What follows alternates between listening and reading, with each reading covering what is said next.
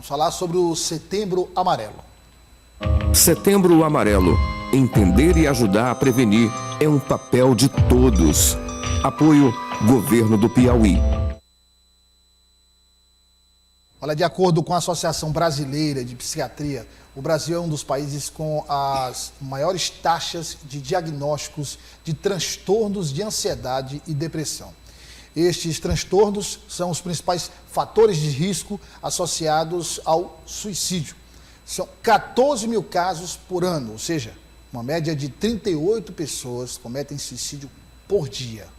Para falar sobre o assunto, você já viu, está aqui a doutora Andréa Leite, um assunto importante, relevante, e é um mês que se discute, aliás, doutora Andréa, era um assunto que até bem pouco tempo nem era discutido publicamente, era uma espécie de tabu, e quando alguém tentava falar, era recriminado imediatamente. Não se pode falar nesse assunto, não se pode tocar nisso, isso foi muito traumático para a família, isso... Mas a ideia é exatamente discutir para que outros traumas não ocorram, não só na mesma família, como em outras famílias também. Então, vamos começar, para quem nos acompanha, tentando explicar o seguinte: quais são os sinais? E aí nós temos esses números, claro, pode ter uma incidência maior ou menor nesta ou naquela faixa etária, mas no geral atinge todas as faixas etárias. E hoje cada vez mais nos jovens, inclusive, não é? 12 anos, 13 anos, 15 anos, 20 anos. Então, vamos falar aqui, eu sempre incluo, quando o assunto é esse, eu sempre incluo o colégio, a escola, a faculdade, a família, os amigos, enfim. Quais são os sinais perceptíveis para que se identifique casos de transtorno de ansiedade? Olha, está com um problema de ansiedade, está com depressão, ataque de pânico, enfim. Essas alterações mentais que são detonadas de acordo com algumas situações e que podem, inclusive, inviabilizar, enquanto não são tratadas, a vida da pessoa. Então, mais uma vez, boa tarde a todos, né? Douglas, todos que nos assistem nesse momento, e parabenizar o programa, a TV O Dia, por essa abertura. Sim, durante muito tempo, as questões relacionadas ao adoecimento, ao transtorno, à saúde mental, elas foram tidas, né, como tabus, por conta dos vários estigmas que, ao longo da história, cercam as questões relacionadas ao adoecimento da mente, né? Mas hoje, sabe-se que isso terminou contribuindo para que hoje nós tivéssemos, por exemplo, o suicídio como um problema de saúde pública, do qual cabe a todos, a mídia e todas as demais áreas da sociedade, debatermos, discutirmos no sentido de prevenirmos e lidarmos de forma aberta e esclarecedora com esse problema. Então, assim, Douglas, em praticamente 90,6%, vamos dizer assim, né? Em praticamente 100% dos casos, segundo a Organização Mundial de Saúde, o que está ali latente em relação ao ato suicida, a consumação do ato suicida, é um transtorno mental diagnosticado ou subdiagnosticado, ou um transtorno mental não tratado de forma adequada. De forma que o que a OMS vai nos orientar em relação aos estudos e à atuação técnica é que, em praticamente 90% dos casos, se tratado corretamente, nós poderíamos ter salvado essas vidas. Aí eu abro um parênteses para perguntar à senhora, o que é que ocorre durante o tratamento que alguns profissionais não conseguem enxergar esse potencial suicida do paciente ou da paciente, não fazem esse trabalho de identificação e o paciente termina cometendo suicídio? Na verdade, praticamente 100%, praticamente 100% daqueles que estão em tratamento, nós vamos conseguir resgatar. Por quê? Porque o suicídio, Douglas, ele é o final de um processo. Ele vem como um sintoma de um transtorno mental não tratado, subdiagnosticado, ou quando eu falo na perspectiva de não tratado adequadamente, está mais relacionado ao estigma que a sociedade, que as pessoas têm de buscarem ajuda. Tanto que o tema desse ano, do Setembro Amarelo, se precisar de ajuda, peça. Se precisar, peça ajuda, né? Então, assim, nós profissionais de saúde, especialmente os profissionais da saúde mental, hoje no Brasil inteiro, vou falar aqui mais especificamente da cidade de Teresina, nós temos a RAPS, que é a Rede de Atenção Psicossocial, onde aquela pessoa que sofre, que tem um adoecimento mental, que sofre psiquicamente, porque, como eu disse, o suicídio ele está lá na ponta. Tem algo que se iniciou antes, tem um processo de adoecimento mental, né? Então, nós profissionais de saúde estamos habilitados desde a UBS, que é aquela unidade de saúde que está mais próxima do usuário do SUS, a unidade básica de saúde que está ali em praticamente todos os bairros, até o SAMU, todos nós estamos habilitados, né? E aí eu vou falar também dos ambulatórios de saúde mental, dos CAPs, que são os Centros de Atenção Psicossocial, dos hospitais, estamos todos habilitados nesse sentido. Quanto aos sinais que você... Desculpa, só mais um parênteses aí baseado no que a senhora falou. O tema é, se precisar de ajuda, chame. Esse é o problema. Eu, pelo menos, quando converso com alguns psicólogos e psiquiatras sobre o tema, eles dizem o seguinte, alguns dizem assim, esse é o problema. Boa parte não pede ajuda.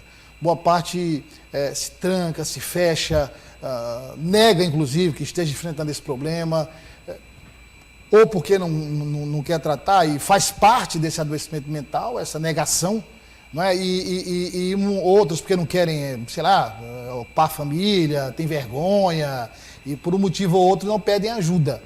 Nesse caso, como proceder para levar ajuda até essa pessoa que não pediu ajuda, mas que está passando pelo problema? É sempre, quando nós falamos em adoecimento mental, Douglas, é sempre um conjunto de fatores. É muito importante que a sociedade possa entender que o adoecimento mental ele não tem uma causa, ele é multifatorial.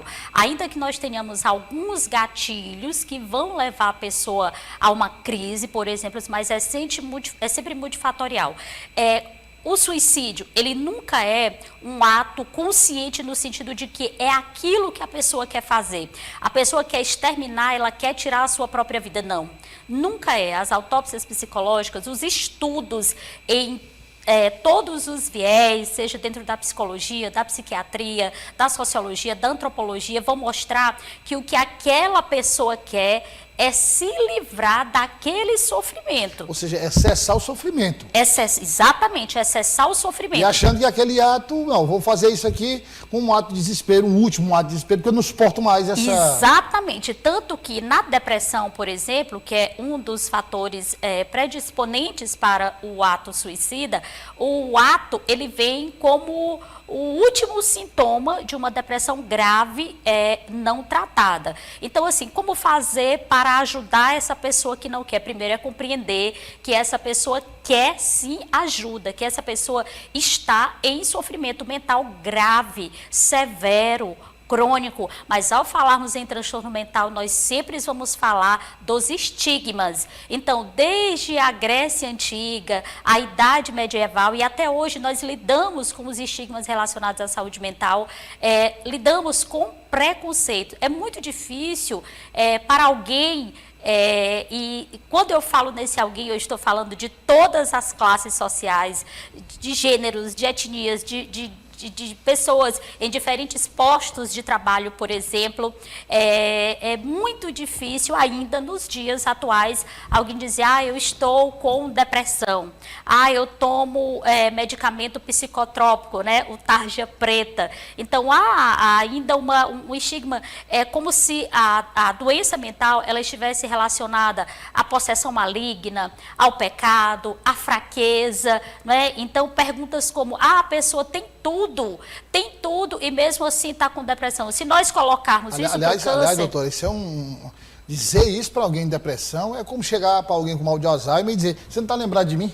Exatamente, Quer dizer, o maior pecado que se pode cometer é exatamente se a pessoa está com um problema exatamente de reconhecer aquelas pessoas que são próximas, familiares. Você pergunta se a pessoa não está me conhecendo, mas... Então, assim, é um crime você dizer, mas muitos familiares, mas tem tudo, tem carro, tem dinheiro, tem isso, tem aquilo e tal, mas não justifica, quer dizer, como se fosse algo que você escolhesse ter ou não ter. É exatamente por isso, né? Porque por conta dos muitos estigmas, e nós estamos falando aí de séculos de história, por isso momento como esse é muito importante, por isso o Setembro Amarelo ele vem nessa perspectiva de problematizar, não para induzir, mas problematizar para debater, para que os estigmas deem lugar a possibilidades de prevenção.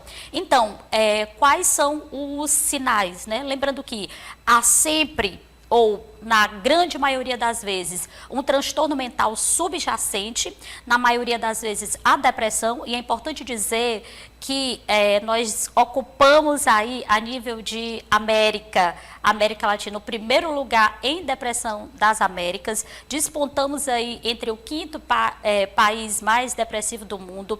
Segundo a Organização Mundial de Saúde, Douglas, olha só o dado, né? Nós somos hoje o país mais ansioso do mundo, então praticamente todos nós brasileiros estamos lidando com essa situação. Então, qual a diferença entre o problema e o sintoma? Para que nós possamos perceber o transtorno mental e um possível ato suicida, uma possível ideação suicida, e não necessariamente a pessoa que tem um transtorno mental, ele vai produzir ali uma ideação ou vai culminar com um ato suicida. Não necessariamente, né? Não se tem essa associação. A questão é que, na grande maioria das vezes, o ato suicida, ele vem sim como um sintoma de um transtorno mental grave não tratado, né? Como eu disse, na maioria das vezes, a depressão, o transtorno afetivo bipolar, o transtorno de personalidade borderline e o uso abusivo de substâncias psicoativas. Mas, o problema todos nós temos, a vida é um desafio, todos os dias nós lidamos com desafios, com frustrações. Não dá para entrar numa bolha e dizer, não, vou ficar nessa bolha aqui, não, você tem que encarar a vida, tem que enfrentar os problemas, e às vezes os problemas, aliás não, via de regra os problemas são mais cruéis do que se possa imaginar. Muitas vezes, então como lidar com perdas, como lidar com tragédias, a vida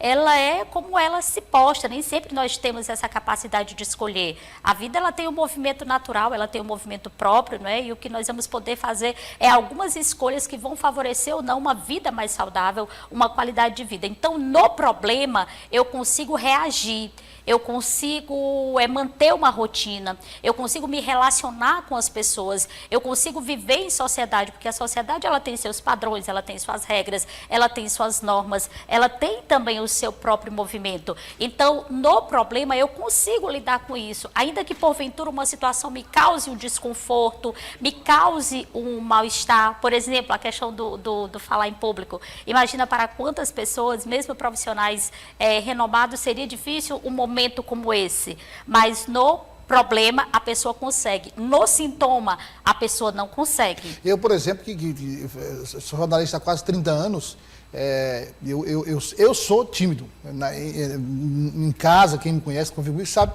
eu sou tímido.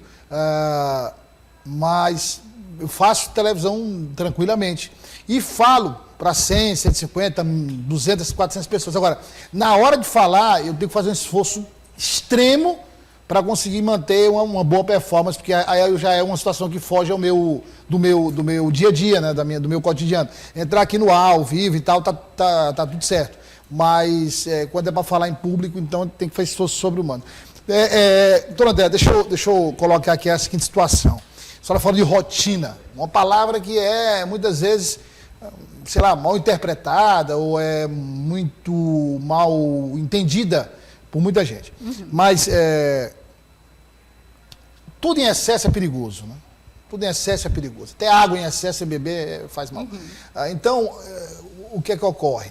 Hoje em dia, todo mundo é cobrado, né? E aqui, como a senhora falou, são várias, digamos, são várias portas de entrada para ansiedade, depressão, enfim. Mas, por exemplo, hoje você é cobrado cada vez mais cedo. Então, a criança entra na escola mais cedo. Hoje, o que é exigido dela é sempre muito mais intenso do que era antes. Uhum. Né? O jovem começa a ter responsabilidade mais cedo. Né? E os adultos têm hoje uma carga de trabalho que é muito muito maior, mas extremamente maior do que era a carga de trabalho dos nossos pais, dos nossos avós. E não é uma carga de trabalho qualquer, é uma carga de trabalho que ela é muito mais mental, ou seja, ela exige muito mais a cabeça do que o corpo, não é? Então, a rotina, nesse caso, eu pergunto à senhora, é importante, por exemplo, construir uma rotina, e aí eu sei que não é fácil, porque o ideal é, vou trabalhar, chego em casa, vou almoçar, vou me deitar. Quer dizer, isso pode até ser, desculpa o alongamento da pergunta, mas para a gente contextualizar, isso pode até ser, digamos, a solução por um curto período de tempo. Depois não vai ser mais a solução. Não é? Então, construir uma rotina, nem que você coloque ali no papel. Não, eu não tenho ainda uma rotina, mas eu coloco no papel, tal horas, tal, fazer isso, está incluindo atividade física, incluindo um bate-papo com os amigos, incluindo um momento ali de reflexão, você sozinho ali, uma espécie de não é? Higienização mental, um momento que eu vou assistir um filme, eu vou bater um papo com um amigo, quer dizer, é importante construir essa rotina e manter, mesmo que seja com dificuldade, para ajudar a não entrar num quadro como esse? Douglas, é mais do que importante, não é apenas importante, é essencial. Então veja que para que eu precise, para que eu enquanto pessoa, enquanto sujeito, enquanto ser biológico, eu tenha saúde, para que esse corpo funcione, eu preciso de alguns cuidados, né? Então, por exemplo, eu vou precisar dormir todos os dias, determinadas horas, e ainda que isso não seja padrão para todos em relação ao tempo da dormida, mas todos precisarão dormir como uma perspectiva de repor, de relaxar, de rever ali as suas forças. Todos vamos precisar, no mínimo, fazer 3 refeições para que esse corpo funcione. Então, a mente também, ela tem os seus pré-requisitos. E um deles é exatamente essa questão da rotina. Nós precisamos ter uma rotina e uma rotina equilibrada, né? Ainda trazendo um pouco mais da Organização Mundial de Saúde, nós somos psicossocial. Então, hoje nós temos, não dá para fugirmos disso, nós temos uma cultura hoje muito diferente do que foi na década de 80, na década de 90, que o ter, ele vem ali como prioridade em relação ao ser. As relações, elas estão mais efêmeras, a carga de trabalho, ela está cada vez mais alongada, a perspectiva de ser da mulher, do homem, da criança. Então, estamos vivendo mudanças muito estruturais naquilo que já se vivia há muitos anos, né? E isso tem trazido, sim, repercussões emocionais, tanto que hoje nós estamos aqui trazendo a questão do suicídio como um problema de saúde pública, como você bem colocou, 1 milhão de pessoas que se suicidam, por ano, 14 mil no Brasil, 38 pessoas por dia. Então, é necessário uma rotina, e essa rotina, ela precisa ela ser respeitada dentro das suas limitações físicas, mentais, emocionais. Então, da mesma forma que eu preciso alimentar o meu corpo, eu preciso alimentar a minha mente, entender o que é que me faz bem, o que é que me faz mal. Eu tenho falado para muitas pessoas nos meus atendimentos, nas palestras, né, e quando tenho oportunidade, que hoje é como se toda a nossa força de trabalho, toda a nossa força física, melhor dizendo, ela fosse para o trabalho. Então, o que fica para a família? O que fica para a atividade física? Qual o tempo que fica para me visitar o meu pai, a minha mãe, para acompanhar o meu filho em uma tarde, em um dos parques da cidade, né? Então, é muito importante essa questão do equilíbrio. Eu encontrei um amigo meu uma vez, achei interessante, né? Ele passou por esse processo, ele teve crise de ansiedade, e aí ele estabeleceu essas rotinas, e aí conseguiu, ele me contando, disse, eu no começo coloquei no papel mesmo, porque era um negócio difícil de você memorizar. Com o tempo você vai vivenciando e vai fazendo naturalmente. Sim. E tal. Aí uma vez, depois da inauguração da Apiticabana, e aí eu não sei em que situação eu passei por lá, e ele estava sentado, num dos bancos ali, sentado, tomando um sorvete ali e vendo as pessoas. E aí, rapaz, tudo bem, então. O que tá fazendo, esperando quem? Não, ninguém. Aí eu questionando, né, achando estranho. Esperando quem? Ninguém. Tá fazendo o quê? Não, nada. Eu disse, não, rapaz, é porque eu trabalhei até agora, fui para academia, voltei da academia, eu tô aqui dando tempo tomando sorvete aqui, só esparecendo, vendo a movimentação, passar aqui uns 20 minutinhos, depois eu vou para casa, tomar um banho, eu tenho que retomar o trabalho.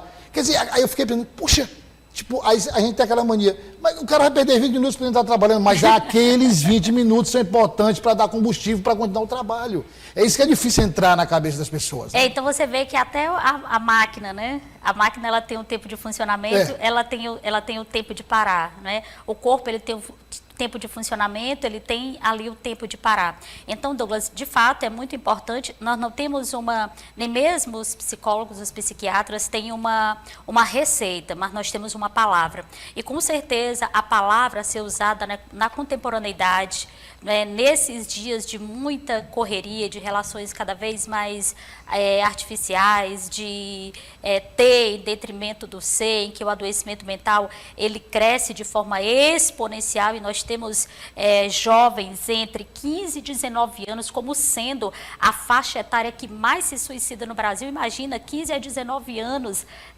quer dizer, aquela fase em que seria uma fase para as pessoas estarem contemplando o futuro, o que eu vou ser, o que eu vou fazer, se planejando, né? Nós temos também, infelizmente, cada vez mais mulheres tentando e homens conseguindo a consumação. Então, essa fase também entre 15 e 29 anos de idade é uma fase em que no Brasil muitas pessoas estão tirando a vida. No Brasil, infelizmente, na contramão do mundo, nós tivemos um aumento de 10%. Então, é muito importante o equilíbrio e, assim, um princípio de saúde mental, Douglas, o qual todos nós podemos aplicar, é o limite. O limite sou eu que coloco. Eu é que sei qual é o meu limite. Então, nós estávamos falando ainda há pouco sobre o corpo, sobre chegar até uma obesidade. Eu não falo aqui em uma obesidade genética, uma coisa mais ali hereditária, né? Que vá ali para uma outra esfera. Vai chegar à obesidade como consequência de um transtorno. Como consequência de um transtorno ou como consequência de atos deliberados, né? Então, assim, é muito importante nós termos essa consciência sobre o que é saudável para mim, o que não é saudável, qual é o limite. Todos nós temos limites. Todos nós temos limites. Então, quem vai colocar esse limite sou eu, né? Então, por exemplo, em um setembro amarelo como esse, o psicólogo, né, trazendo aqui para a nossa realidade, ele vai receber 30 convites. Eu preciso, eu posso, eu tenho como aceitar esses 30 convites. Então, como jornalista, né, eu tenho o papel ali profissional, mas eu tenho também a minha família, eu tenho também a minha espiritualidade, né? Ou seja, é aquela questão de eu preciso ter que é bem simples isso, todo mundo sabe. Engraçado, doutor André, tem muitas questões que são bem básicas, que as pessoas sabem, mas não aplicam, né? Então, é aquela história, eu tenho que ter um tempo para mim. Ou seja, eu tive um tempo, no meu caso, eu tenho 2 filhas, então, uma de 21 e uma de 15 anos, então eu tive tempo para as minhas filhas, eu tive tempo para o meu trabalho, né? Eu tive tempo para minha casa, agora eu vou ter um tempo para mim. Que tempo é esse? Sei lá, vou assistir um filme, vou bater um papo com um amigo, ou vou simplesmente na academia, já é suficiente. Então, quer dizer, ter essa noção e uma coisa também que eu tenho buscado muito é entender isso, que as pessoas precisam tomar as rédeas da própria vida. Né? Nunca terceirizar, sempre terceirizar decisões, terceirizar comportamentos, orientações. Claro, se está com dúvida, tem psicólogo. Sim. Eu vou pegar o telefone e ligar para o doutor André, estou passando por esse problema, como é que a senhora me orienta, como é que eu posso fazer e tal. Mas você tomar as rédeas da sua vida, né, e dizer o seguinte, às vezes o que a sua mãe, o seu pai, o seu irmão dizem que você deve fazer ou acham que você deve fazer, não. Quem vai decidir o que vai ser feito ou não sou eu, porque as consequências daquele ato sou eu que vou arcar, tanto do ponto de vista de relacionamento, como do ponto de vista de saúde, como do ponto de vista financeiro, como do ponto de vista... Então, assim, tomar... Porque, engraçado, doutor André, na hora de apontar o que você acha que o outro deve fazer, você aponta. Quando aquilo não dá certo, só o outro vai arcar com as consequências. Quem apontou não arca com as consequências, aparece. É verdade. Douglas, interessante que tem uma máxima, né, em relação à saúde, que se você não tem tempo, se você não para e não dá um tempo para cuidar da sua saúde, você vai precisar parar para cuidar da sua doença. Eu faço a seguinte reflexão, coloco a seguinte reflexão. O dia tem 24 horas. O que estamos falando hoje, quando nós abordamos a questão da prevenção do suicídio, é a perspectiva, a valorização da vida no sentido de que a vida é sempre melhor. Mas o que eu estou fazendo para que essa vida seja aproveitada, para que essa vida seja vivida, para que essa vida seja valorizada dentro das minhas possibilidades, dentro dos meus recursos, de que forma eu valorizo a minha vida? E eu costumo fazer a seguinte pergunta: o dia tem 24 horas, como você tem vivido essas 24 horas? Então, digamos, você tem aí 8 horas para dormir. Você tem mais aí tantas horas para trabalhar. E quantas horas você tem para cuidar do seu corpo, para se relacionar com pessoas que você gosta, para fazer um hobby? Dormir e acordar, o ato de preparar o sono, depois de acordar, vamos colocar 10 horas. Tem 14 horas sobrando. Você vai fazer o que essas 14 horas? Então, eu estou usando essas 14 horas para trabalhar. E as demais, né? A vida, ela é aqui uma roda, ela é um ciclo, ela tem vários aspectos. Ela tem a saúde mental, ela tem os relacionamentos, ela tem a espiritualidade, ela tem o trabalho, ela tem os sonhos, ela tem os projetos, ela tem vários aspectos. Então, assim, eu estou no piloto automático, então, como você falou muito bem, eu preciso retomar o controle da minha vida. E quando nós falamos de saúde mental, nós falamos de qualidade de vida, nós falamos de equilíbrio, nós falamos de hobby, nós falamos de pausa. A pausa é necessária, assim como o corpo sobrecarrega e pode chegar à obesidade, a esse excesso de nutriente a ponto de fazer mal, porque todo excesso ele faz mal, é da lógica do ser humano, seja ela biopsicossocial. O excesso de informações, o excesso de cobrança, o excesso de estresse, isso também vai culminar com a disfunção e aí com o adoecimento da mente. O piloto automático, só para a gente, por conta do tempo, a conversa está muito boa, mas é a questão do tempo. Mas assim, o piloto automático, às vezes eu sonho sempre disso, né? Então era só trabalho e depois eu ia dormir. Trabalho e dormir. Então, o que é que eu estou procurando fazer agora? Quer dizer, estou estabelecendo uma nova, uma rotina que eu posso, que eu não é que eu possa, que eu tenho a obrigação de contemplar outras áreas. Não contemplar atividade física, contemplar a questão de um tempo para bater um papo com os amigos, sorrir um pouco, enfim, buscar ter no seu dia, não tem jeito, a espinha dorsal do seu dia vai ser o trabalho. Não tem jeito, isso aí é inevitável. Né?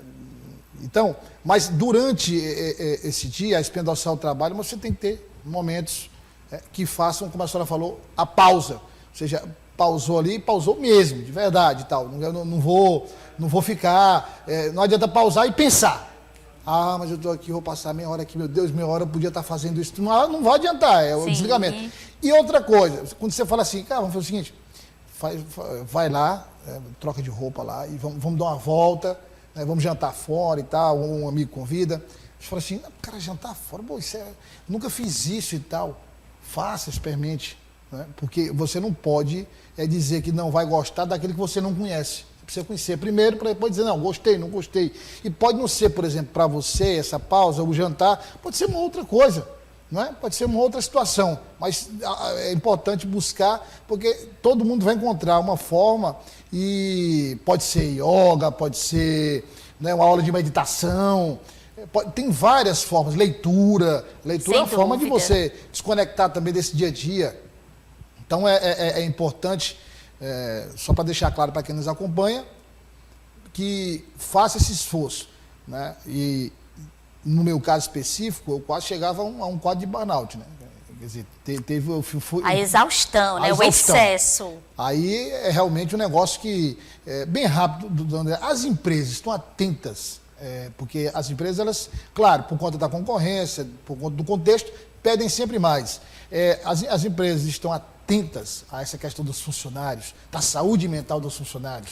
Hoje, por conta de muitas campanhas, por conta de momentos como esse, então você imagina o alcance que nós estamos tendo com essa informação. O mundo inteiro, nesse momento, está nos ouvindo, podendo ter acesso a essa informação. Então, por conta de campanhas também, como o Janeiro Branco, mas também por conta do adoecimento. Infelizmente, nós temos aí